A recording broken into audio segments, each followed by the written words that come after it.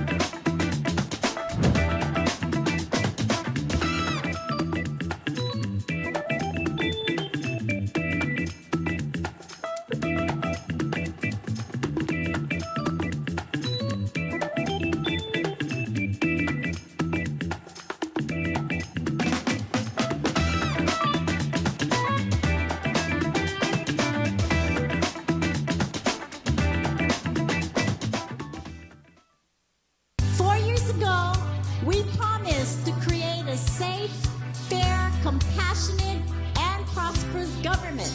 And despite a global pandemic that shut down our economy along with the rest of the world, we kept our island going. You can't give up on hope. Each other's hand we hold. We're on a long, hard road and we're all in this together. We can make our way each and every day. You need to vote and say, let's move it forward. Oh, we're halfway there.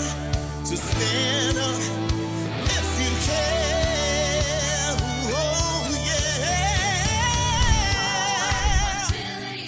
Forward and dignity.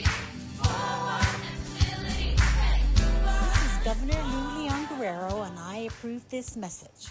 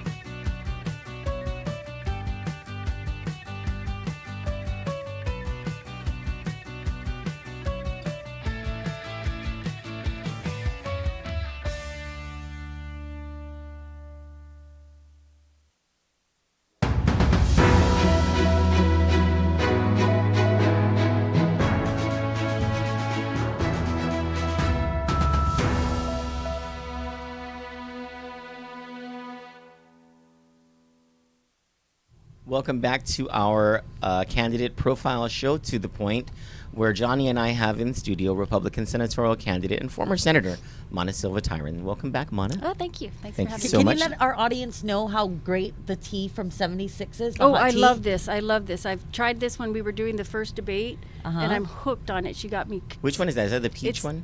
I think it's the tropical green tea. Super Oh, green. yeah, that is a good one. Yeah. 76. They So you even just have- go get hot water and then buy the tea bags. Yeah, yeah. Yeah. They even have It's a very good good. jasmine one. Yes. Yeah. So, what are we going to do? What is the government? Well, what can leadership do about the problem of public corruption and reinstilling in our people a sense of trust in their government? Well, I like that.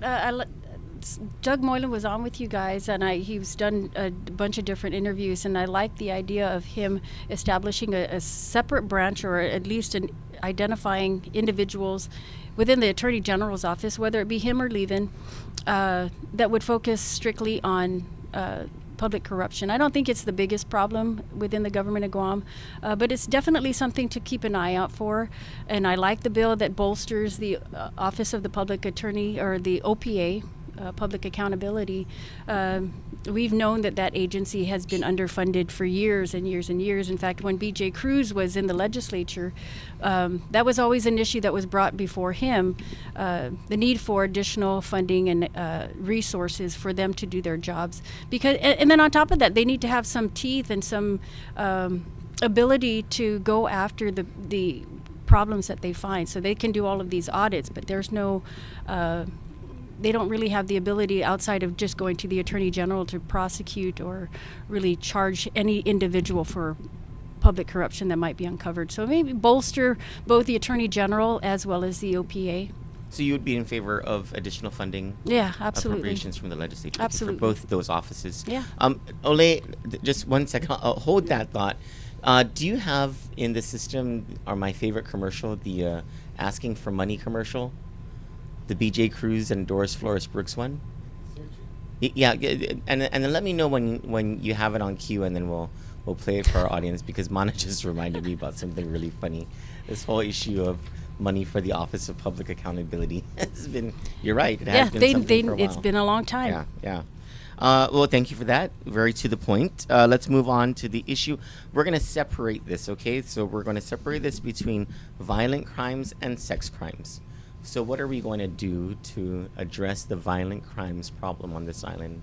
Well, first of all, is it a problem? And secondly, if it is, what are we going to do to address it?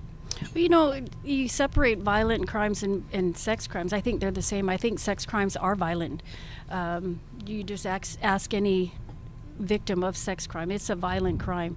I think crimes in general just need to be addressed. There's a mental health aspect that we need to identify and address. And I think we're doing a good job educating people, but we can do better.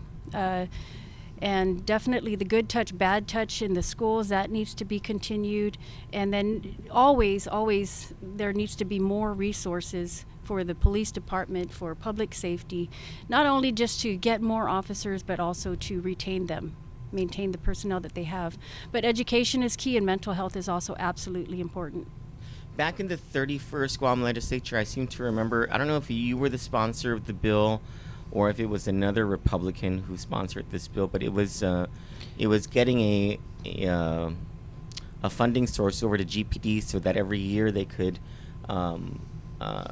increase the force by, I think, 30 police officers. It was a little bit later. later, but yeah, it's about 30 every year. But even I could say we're going to stiffen the penalties and do the chemical castration and do all of those things. We can book and confine them and lock them up forever. But really the problem that we got to look at is the Department of Corrections is falling apart. And it's been, it was built in the mid 1970s, 1977 I think it was. That facility was built so that it could be a correctional facility and house 300 individuals. You know that population up there is upwards of 600, maybe 700 in more recent years, right? I don't know the exact figure, but definitely it's time to do something to help the correctional facility. We know that in more recent years, they don't have the mental health component within the prison facility because of the population being so huge. Years ago, we know that there was an influx of Chinese immigrants there, and so they had these temporary structures that were basically tents in the backyard. There's 4 of them, right? And so those are now being used to house prisoners. The offices that were set aside for programs, those are now used as dormitories because their population is so huge. So they don't have, and they were previously used for mental health programs and other programs in there. So man, we definitely need to deal with the prison situation before we start, barking out that we're going to be stiffening the penalties and lock them. They can't lock them up because this is why I believe that there's so many people who are booked and released because the prison population is so huge. They can't really sustain any more people there. What is there some sort of what can be done about that? The building of a facility, I'm guessing, would cost anywhere upward of $20 million. Definitely right? Costly, and it was something that I took. Actually, I was looking at when I was in the 31st Guam legislature, working directly with the Department of Corrections, and then also when I was over at GITA, we looked at the possibility of prison industries for one, but there's also, throughout the nation, there's private prisons, and they are funded through prison industries, and I don't know how feasible it is, but it's worth looking into. And what they do is they take these products and whatever they develop within the prison, they either sell it to the government as products. In the States, they make toilet paper and other things, sell it to the government to use, and whatever operation or whatever funding is generated from that industry, they use that to fund the facility itself. Oh, So good. they're self-sufficient. Yes, and then on top of that, of course, they get their funding from the Department of Justice and prison department. What is it called? The prison, anyway, the federal prison Bureau There you go, Bureau of Prisons. Yeah. Maybe they can grow weed so that we can finally have a cannabis industry. Hemp, Well- weed, vegetables. Yeah. But there are things. It's not completely unheard of. It's worth exploring. I don't know if it's the absolute answer, but we did look at it in the 31st Guam legislature. We also looked at it at GITA. Okay. All right. So this is a different perspective. Most of the candidates, or actually all the candidates who have come in here talking about violent crimes, talked about the need to increase the police presence, Yeah, mental health, for which you sure. mentioned as well. But what you're saying is that the reason we may be having so many violent offenders released from prison after they're arrested is because there's not enough room in the prison. Yeah. And so the first priority, short term, needs to be an improvement in that facility. Yeah. All right. Fair enough. What about jobs and Guam's sustainable economic future? Well, that's one thing that I've campaigned on in the first time I ran for the legislature. It was something that, we need to invite new industries here. We need to create new opportunities for our people, create new jobs for them, and as well as, support our local businesses here, especially our small businesses, because the small businesses are who employ a lot more people throughout our community. And so we need to do whatever we can to support that. But, GITA is kind of the steering entity for inviting investors and creating industries here. I would like to give them more funding, or give them back funding that was taken from them. They were generating money from the qualifying certificate program that everybody hates, but it's an investment, an enticement for businesses to come and put jobs here for our people. And they took a community contribution and they give that, or the funds generated from the QC program, it's no longer going to fund GITA's operations, which is unfortunate because GITA is the one that's tasked with going out and enticing investors to come here. I'd like to give them more marketing funding, more resources to do their job better. What about taxes? The BPT, property taxes, the tax Property burden. taxes haven't, I think it's been a long time since we've been able to revisit that. It's definitely time. I've spoken to Kim Young over at Security Title, and that's something that she raises. She says, it's been decades since we've revisited that, and we are really not collecting enough on property taxes. So definitely something to look at. I'm not big on saying tax this and that, especially now. With regard to the BPT, It would be nice to bring that down back to the 3% if possible, or even 4%. Okay. 1/3 of the island, just about, is in federal government hands, mostly military. Another third, just about, is in private hands, and it's, residential and commercial and all that stuff. And then roughly the remainder of the third is in the hands of the government of Guam, and most of that is land trust lands. Mm-hmm. What can we do to get those properties out into private hands, residential, so that we can address the affordable housing situation, but also generate economic activity throughout the island? Well, I think Wagita has a program where they actually lease some of the ancestral lands for the Guam Department of Land Management. It wouldn't be too impossible to say, let's go develop these properties, and whatever money is generated from that, we could steer it toward building more affordable homes. Unfortunately, when you give these lands out to people, they don't have the wherewithal to build on them. So perhaps the government could build on these properties and then lease them out. So you're talking about so just how Gita has their their management of we manage properties, right? Mm-hmm. You're saying expand that into the land trust area. Something worth exploring. Huh, that is very interesting. All right. What are your general thoughts on reforming the Medical Malpractice Mandatory Arbitration Act? I think it's very clear that there needs to be some sort of reform. It needs to be addressed. You're hearing all these stories about people who've been victims or suffered from medical malpractice. It's an important issue that needs to be brought to the table until there is some sort of amicable agreement between both sides. We don't want to create an environment where doctors don't want to practice here, because then, in my eyes, we're going to shoot ourselves in the foot, because we want doctors to come here. We want specialists here. So, I was watching the hearing, and it was nice to hear Mr. Lebowski say, let's bring everybody to the table. We want to have some sort of middle ground. So he's willing to listen and have that discussion further. But there's definitely need for reform. But, the real issue, though, again, just like the prison facility, you got to hold the government of Guam to accountable to an extent, because the hospital's falling apart. It has been for years and years and years.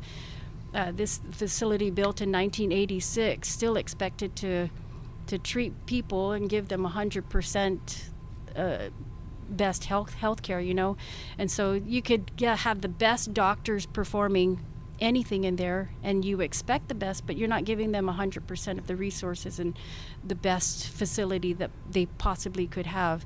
So really, until we address the issue with the hospital and the needs there, I think that we're going to continue to have problems. How do you expect them to do their job to 100% and not give them everything they need to do it? And this is for the doctors and the nurses who have to work there. We earlier you talked about the OPA. If we could just just take a break just for a little bit, because we want you to watch this satire that Carlos Pangolina, our business partner, made.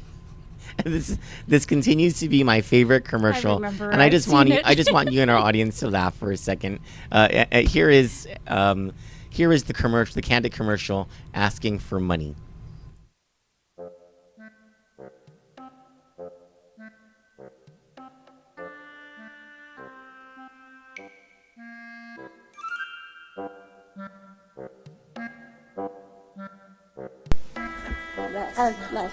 I find no issue with it, because I just got back from the state auditors conference, and my jaw dropped, because the average salary right now that all state auditors are paying is $50,000. I asked this, I said, what?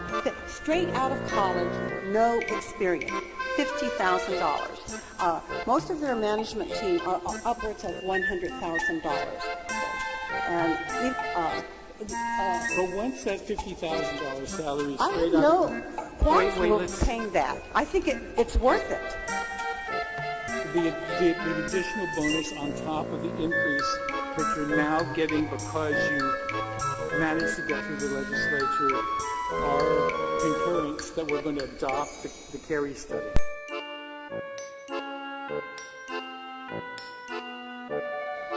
And for the office with the 10 employees that you have, or whatever number you have, you need 60,000 for the certification or pay, or is that's in the event somebody else gets that's already funded. That's already funded. That's already in our, that's, if you turn to the schedule, we're talking 60,264 is the certification pay for 1, 2, 3, 6 individuals.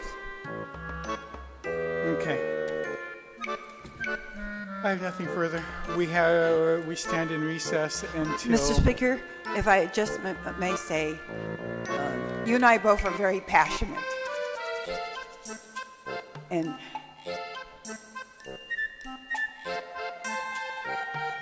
I'll miss this exchange. Thank you.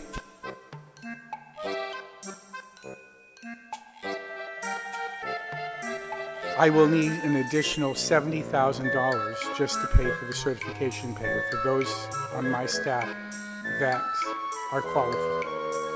It wasn't in my budget request because I didn't ask for it.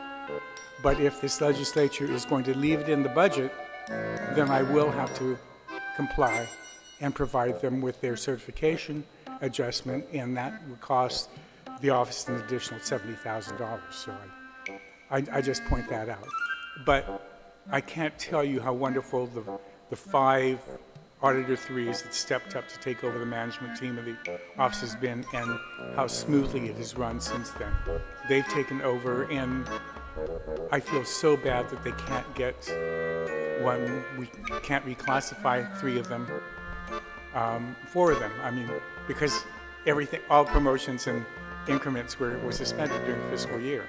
So I can't do any reclassifications and give them increments as minuscule as it is by comparison. But it is the Office of Public Accountability, and we have to live within the law, and we will live within the law. And if it is provided to us, we'll provide it to them. If it's not, then we'll have to tell them that it's not going to be provided.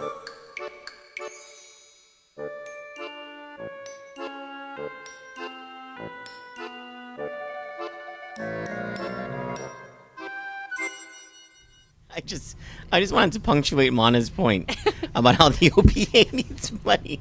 Give him the money. Give him the money. Give him the money. I love that commercial. All right, our last issue is public education. What are we going to do to improve it?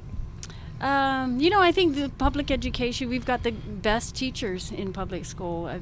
The public education system has done well to produce hundreds of thousands of successful individuals. You get what you put into it, though, and I think that the Department of Education has, despite all of the challenges, especially in the last couple of years, there have been students that have fallen behind, but they've done their very best to meet the needs of the students. Really, in the hardest of times, the teachers give them more money for sure, because they deserve it. The teachers are starting to get burnt out. You see them. They play so many roles to our students. They're counselors, they're teachers, they're foster parents in many cases, and their job is really, really hard. And I think we could do better with education when we can start getting more parents involved. When parents stay on top of their kids, I think that they'll do a whole lot better. So maybe hold parents. I don't think you can legislate that, but hold parents a little bit more responsible for their child's education. I think kids will do a whole lot better when parents are there helping them with their homework, if it's possible. And maybe when it isn't possible, we could come up with some programs where we could show support for it, maybe through tutors and other supports for students who are falling behind. What about the facilities? So we have Simon Sanchez, for which sure. I don't know. That's like been like a 10-year-old. Well, Simon promise. Sanchez is longer. I was even part of the Simon Sanchez procurement, and that was a difficult task in itself. And there's all these different facilities that also need to be fixed up. GW is another one that is in dire need of attention. Public-private partnerships. It worked. You see it with Ukudu. You see it with JFK. I think that's kind of the plan, where Simon Sanchez is going to have that that agreement with the developer to manage the facility for some time when it eventually happens. But there is definitely a need to fix up the schools and the classrooms. But as far as the teachers are concerned, I tell you, we've got some really good teachers in the classroom. Awesome. Do you have any other? No. No? I'm good. We're good. That's Slow good. drivers off the road. Slow drivers off I the know. road. I Thank know you. for a fact that you are slow drivers to the right. Okay. Slow drivers to the right. Are you a speed racer? Well, it Only when you're depends. running. It depends. When I'm running, no. I'm slow. I'm a slow runner. No, you're not. I've seen you run. You run fast. You don't even sweat when you're running. So this is the point in the show where we ask you to look into your camera and speak to our audience. Tell them whatever you want to tell them, but don't forget to ask them to vote for you. Okay. Well, my name is Mana Silva Taijeron. My mom gave me at birth. Marianne is my name. So you'll see that on the ballot. I look forward to serving you in the legislature. I also look forward to working with a bunch of good individuals. There's 15 people in the legislature, and so when I ask for your vote, obviously, if you can vote for me, number 10 on the Republican side. But I also ask that you give me some good coworkers to work with, and if you like me and you see a number of individuals who you think that I could serve well with, you need to vote more than one. There was somebody that was talking to me that said, I'm only going to vote for you in the primary. I said, no, I need good coworkers too. So make sure that only on the Republican side for the primary election, but elect some good individuals to the 37th Guam legislature. All right. Thank you so much, Mana Silva Taijeron, my cousin. My favorite is the most beautiful. But on the cousin in whole ballot, wide it'll world. show Marianne, right? Marianne, number 10, it'll say Marianne Silva Taijeron, and then underneath it'll say in bold letters Mana Silva. Okay. So you'll know it's me. Thank you for. And don't ever call her Marianne. It's not something people do. And live to tell the story. For Kandit News, thank you so much for joining us for our candidate profile program. To the point, this has been a pleasure, Mana. Thank you so much. Thank you. For Kandit, I'm Troy Torres. And I'm Johnny Rosario. Have a great day.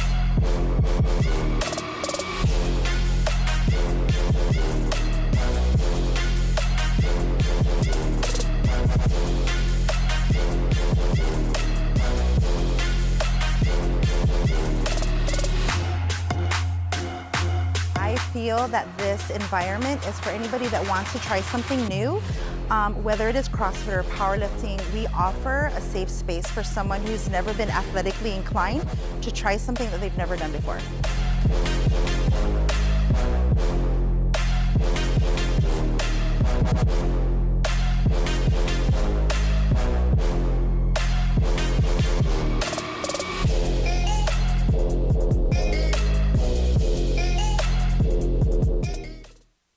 The Jones Act is a 1920 law justified on national security grounds as a means to bolster the U.S. maritime industry.